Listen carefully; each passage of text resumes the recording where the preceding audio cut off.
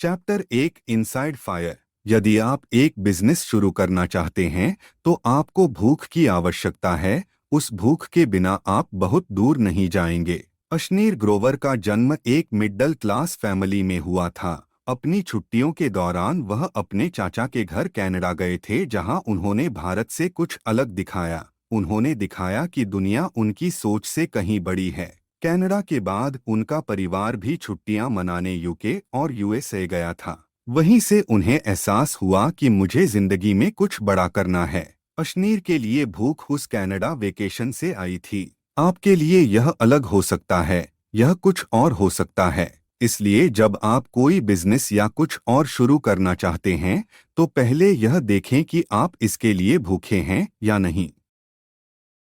Chapter 2 a job can't make you rich. Ashneer Grover ने अपने जीवन के 9 साल नौकरी करते हुए बिताए और अब उन्होंने कहा, अगर आप जीवन में कुछ बड़ा करना चाहते हैं तो आप नौकरी से नहीं कर पाएंगे। आपको एक बिजनेस शुरू करना होगा, या यदि आप अपना जीवन बनाए रखना चाहते हैं तो आप अपनी नौकरी से प्रसन्न रहेंगे। यदि आप एक बिजनेस हैं तो आप बिजनेस को बढ़ा सकते हैं और जितना चाहें उतना पैसा कमा सकते हैं, जबकि नौकरी के साथ आप सब कुछ नहीं कर पाएंगे। इसका मतलब यह नहीं है कि आपको अपनी नौकरी छोड़कर व्यवसाय शुरू करना होगा। ऐसा काम या बिजनेस करें जिससे आपको खुशी मिले। अगर आप अपनी नौकरी से खुश नहीं हैं तो कुछ पैसे बचाएं और एक बिजनेस शुरू करें, या यदि आपके पास पर्याप्त पैसा है तो अपने विचार पर काम करना शुरू करें। छोटी कहानी। अशनीर ग्रोवर के अनुसार नौकरी नौकरी आपको अमीर नहीं बनाएगी।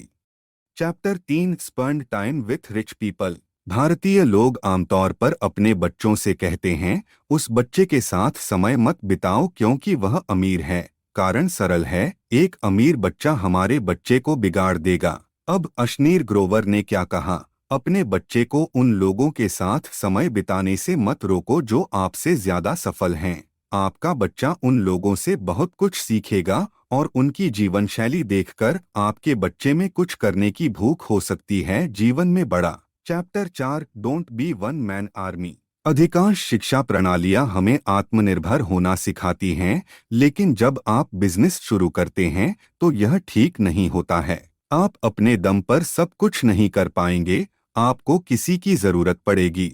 यदि आप एक बिजनेस के स्वामी हैं जो एक एप्लीकेशन बनाना चाहते हैं और आप जानते हैं कि कैसे कोड करना है, तो फिर भी किसी और को नियुक्त करना बेहतर है। इस तरह आप समय की बचत करेंगे और सहेजे गए समय का उपयोग सिर्फ ऐप बनाने के लिए कुर्सी पर बैठने की तुलना में अधिक महत्वपूर्ण कार्यों के लिए किया जा सकता है।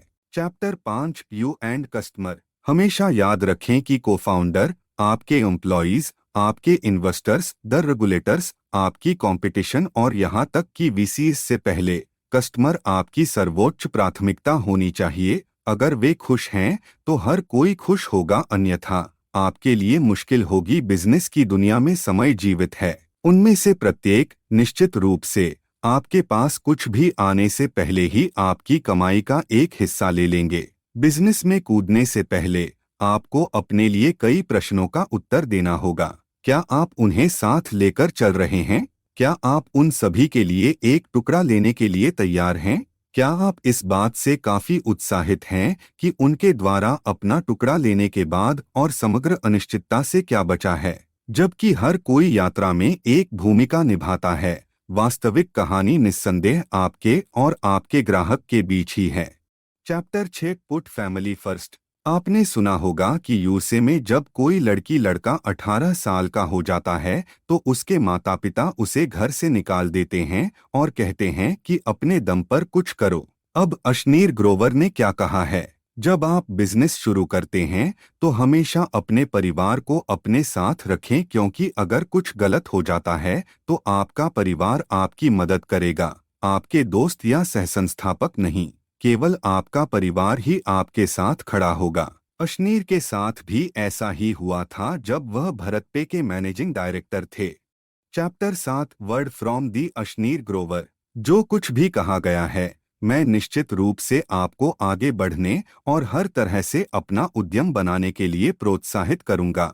यदि आप इसके बारे में पर्याप्त महसूस करते हैं, ऐसा कोई कारण नहीं है कि आपको इस विचार को क्यों छोड़ना चाहिए कि आप गलतियां कर सकते हैं। मेरी एकमात्र सलाह यह होगी कि सुनिश्चित करें कि ये गलतियां नई हैं, न कि वे जिनका मैं शिकार हुआ और जिसकी कीमत चुकाई। जहां तक मेरी कहानी की बात है, मुझे प्यार करो या मुझसे नफरत करो, जब तक कि आप कहानी के प्रति उदासीन नहीं हैं, और इससे मिलने वाले कई सबक हैं, मैं अपनी यात्रा को आपके साथ साझा करके जो करने के लिए तैयार हूं, उसमें मैं खुद को सफल मानूंगा। Chapter 8 be the first to liquidate. अपने आप को पहले रखो। हमेशा एक संस्थापक के रूप में प्रत्येक द्वितीयक बिक्री अवसर पर अपने स्टॉक को समाप्त करने में संकोच न करें। मेरा मतलब है, उदाहरण के तौर पर पेटीएम के संस्थापक विजय शेखर शर्मा को ही लें। उन्होंने पेटीएम आईपीओ के दौरान अपना हिस्सा बेच दिया। आईपीओ की कीमत 2150 रुपए थी। उसने अपनी कुछ होल्डिंग बेच दी और बाद में पेटीएम शेयर लगभग 550 रुपए लगभग में खरीदा। साथ ही सुनिश्चित करें कि सभी द्वितीयक बिक्री केवल आपके माध्यम से ही हो सकती हैं। कभी भी उन्हें खुले बाजार में बेचने की गलती न करें। जितना आप अपने व्यवसाय के लिए कड़ी मेहनत करते हैं, उतनी ही अधिक शेयरों के लिए निवेशकों से पूछना न भूलें। जब भी आप अपने कमजोर पड़ने के लिए उनकी अपेक्षाओं से परे एक मील का पत्थर प्रदान करते हैं। और अंत में हमेशा कर भुगतान की योजना बनाएं।